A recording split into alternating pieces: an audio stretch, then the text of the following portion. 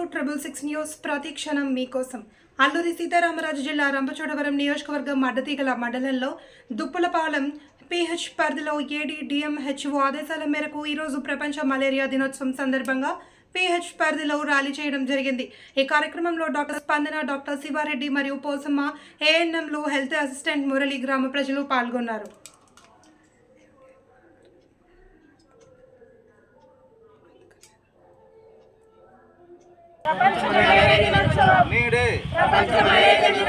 చిన్నకాటు దోమతెరలు వాడండి, మలేరియా నివారించండి. దోమతెరలు వాడండి, చిన్నకాటు దోమతెరలు వాడండి, దోమతెరలు వాడండి, దోమతెరలు వాడండి.